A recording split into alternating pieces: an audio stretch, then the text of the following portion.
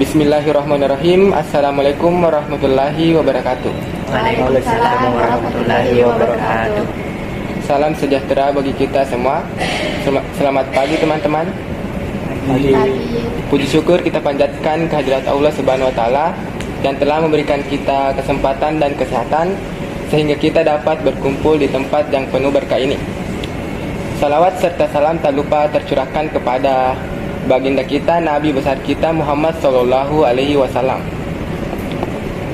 Nabi yang telah mengantarkan kita dari alam gelap gulita menuju alam terang benderang seperti saat ini. Kami dari kelompok pertama yang terdiri dari 4 orang. Yang pertama saya Ferdiansyah sebagai moderator. Di samping saya ada Sumarni sebagai pemateri kedua. Dan yang ketiga ada Alfiansyah sebagai materi ketiga. Dan ada Rivaldi sebagai pemateri keempat atau yang terakhir. Pada hari ini kita akan mempresentasikan makalah kami yang berjudul Kedudukan dan Fungsi Bahasa Indonesia. Untuk mengefisienkan waktu, saya persilakan kepada pemateri pertama untuk memaparkan materinya. Kepada Sumarni saya persilahkan. Assalamualaikum warahmatullahi wabarakatuh. Bab 1 pendahuluan. Latar belakang. Bahasa Indonesia adalah bahasa resmi Negara Kesatuan Republik Indonesia dan bahasa menjadi persatuan bangsa Indonesia. Jika dipandang dari sudut pandang linguistik, bahasa Indonesia adalah sebuah variasi dari bahasa Melayu. Sampai saat ini bahasa Indonesia adalah bahasa yang hidup dan terus berkembang dengan pengayaan kosakata baru, baik melalui penciptaan maupun melalui perayapan dari bahasa daerah dan bahasa asing. Oleh karena itu, mahasiswa diharapkan kelak dapat menyebarkan pemikiran dan ilmunya. Mahasiswa peserta kuliah perlu disadarkan akan kenyataan ini dan ditimbulkan kebanggaannya terhadap bahasa nasional kita. Kemudian mahasiswa hendaknya juga ditingkatkan kesadarannya akan kedudukan bahasa Indonesia sebagai bahasa negara dan bahasa nasional. Bab 2 pembahasan kedudukan bahasa Indonesia dari segi bahasa nasional. 1. Sebagai lambang kebanggaan nasional, bahasa Indonesia selaku lambang kebanggaan nasional memiliki nilai-nilai budaya luhur dan sosial. Nilai-nilai ini pula yang dijadikan cermin bangsa sehingga semestinya warga Indonesia bersedia menjunjung tinggi dan mempertahankannya. Dalam hal ini, pemakaian bahasa Indonesia di berbagai lingkungan dan keinginan mempelajarinya menjadi langkah-langkah yang dapat dilakukan. 2. Bahasa Indonesia sebagai lambang identitas nasional. Menggunakan bahasa Indonesia baik dalam bentuk lisan maupun tulisan dapat dijadikan sebagai identitas, terutama saat Anda sedang berada di negara lain. Selain itu, pemakaian bahasa Indonesia yang tepat secara tak langsung akan memperlihatkan muatan karakter dan kepribadian warga Indonesia di mata bangsa asing. Yang ketiga, Baik, terima kasih kepada Sumarni atas pemaparannya. Kemudian kita beranjak ke materi selanjutnya yang akan dijelaskan oleh saudara kita Alfiansyah. Kepada Alfiansyah saya persilahkan. baik, saya akan melanjutkan materi yang sebelumnya dijelaskan oleh Sumarni. Yang ketiga, bahasa Indonesia sebagai bahasa persatuan. Sejarah bahasa Indonesia memang cukup panjang.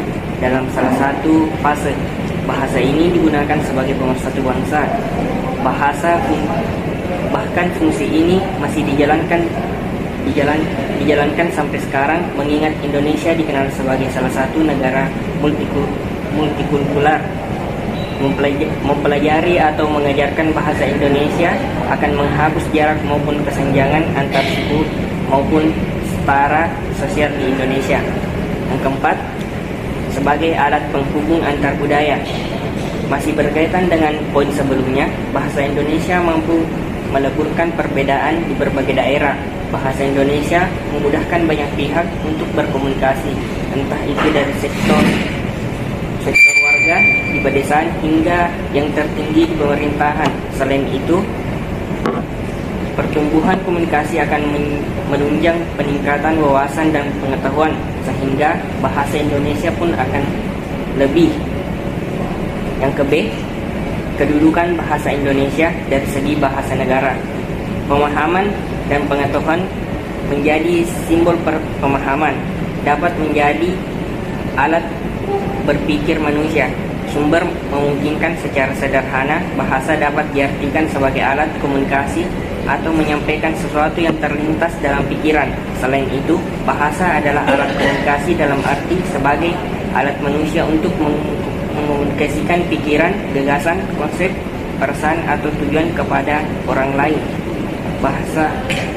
Bahasa manusia memahami lingkungannya dan menjadikan manusia memperoleh pengetahuan dan pengetahuan. Kedua, bahasa resmi kenegaraan. Sebagai bahasa resmi kenegaraan, fungsi dan kedudukan bahasa Indonesia sudah tertuang dalam naskah Proklamasi Kemerdekaan Negara Kesatuan Republik Indonesia pada 17 Agustus 1945. Setelah pembacaan proklamasi, secara otomatis bahasa Indonesia wajib digunakan dalam sejumlah aspek seperti upacara hingga peristiwa penting. Tak hanya itu, kegiatan negara seperti pidato dan penulisan surat penting juga dilakukan dalam pembahasan ini. Baik, terima kasih kepada Alfiansa atas pemaparannya. Kemudian kita beranjak ke materi selanjutnya atau yang terakhir, yang akan dijelaskan oleh saudara kita Rivaldi. Kepada Rivaldi saya persilahkan. Baik, Assalamualaikum warahmatullahi wabarakatuh. Saya akan melanjutkan pembahasan dari saudara Alfiansa. 2. Sebagai alat pengantar dunia pendidikan. Tak banyak yang menyadari kalau pemakaian bahasa Indonesia di sekolah termasuk dalam fungsi dan kedudukan berdasarkan bahasa kenegaraan. Penggunaannya diterapkan dari jenjang taman kanak-kanak hingga SMA. Hal ini juga mencakup bahasa pengantar yang dipakai para guru dan buku-buku cetak yang memuat materi belajar mengajar sebagai alat penghubung di tingkat nasional. Pemahaman bahasa Indonesia di tingkat tertinggi sangat krusial sebab bahasa ini digunakan sebagai alat penghubung. Sebut saja untuk tata cara perencanaan hingga pelaksanaan pembangunan nasional. Untuk memenuhi kebutuhan tersebut, penyeragamaan pada sistem informasi dan media komunikasi pun harus dilakukan secara menyeluruh supaya tidak menimbulkan kesalahpahaman. 3. Sebagai pengembang budayaan, ilmu dan teknologi. Ilmu dan teknologi atau iptek adalah hal yang penting harus terus dikembangkan dan disampaikan. Dalam hal ini, bahasa jelas jadi alat krusial yang akan membantu penyaluran ilmu pengetahuan. C. Sejarah bahasa Indonesia. Bahasa Persatuan Negara, nama Indonesia bersifat politis karena sesuai dengan nama negara yang diinginkan, yaitu rakyat Indonesia. Sifat ketika bangsa Eropa yang pertama kali datang ke Indonesia, bahasa Melayu sudah memiliki penghadiran yang luar biasa di antara bahasa-bahasa daerah di kepulauan ini. Pigarebbeta yang mengikuti pelayaran keliling Magellan ketika kapalnya berlabuh di Tidore pada tahun 1521 menulis, ini adalah bukti nyata bahwa bahasa Melayu dari bagian barat Indonesia juga menyebar ke bagian timur Indonesia pada waktu itu. Demikian pula John Eugen van Dikemedian mengatakan bahwa bahasa Melayu tidak hanya harum seperti namanya, tetapi juga dianggap sebagai bahasa terhormat di antara bahasa timur. Hal ini dapat dibandingkan dengan orang yang tidak bisa berbahasa Perancis di Belanda saat itu. Artinya satu, itu orang Indonesia sudah dikenal dan dihormati. Pada tanggal 28 Oktober 1928, Indonesia resmi menjadi politik. Tersebut berasal dari keinginan agar rakyat Indonesia memiliki semangat berjuang bersama untuk mencapai kemerdekaan. bahwa mereka akan merasa lebih terikat oleh satu ikatan, satu kemerdekaan, bahwa mereka akan merasa lebih terikat satu ikatan, satu tanah air, satu jiwa dan satu bahasa. Persatuan dan kebutuhan rakyat Indonesia dinyatakan dengan sebutir Sumpah Pemuda sebagai berikut. Pertama, kami putra dan putri Indonesia mengaku bertumpah darah yang satu. Kedua, kami putra dan putri Indonesia mengaku berbahasa yang satu, bangsa Indonesia. Ketiga, kami putra dan putri Indonesia menjunjung bahasa persatuan, bahasa Indonesia. Baik, terima kasih kepada Saudara Rifaldi atas pemaparannya. Maka dari sudahlah pemaparan materi pada hari ini yang dijelaskan oleh ketiga pemateri kita hari ini. Terima kasih kepada Sumarni, Alfiansa, dan Rifaldi. Maka dari itu, saya akan menarik kesimpulan pada materi kita hari ini.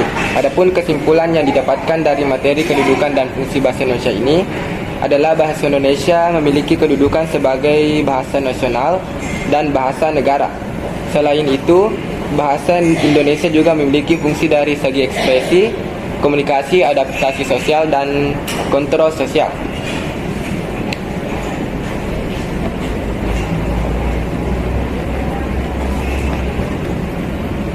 Cukup sekian presentasi dari kelompok kami. Lebih dan kurangnya mohon dimaafkan. Wabillahi taufiq wal hidayah. Assalamualaikum warahmatullahi wabarakatuh. Waalaikumsalam warahmatullahi wabarakatuh.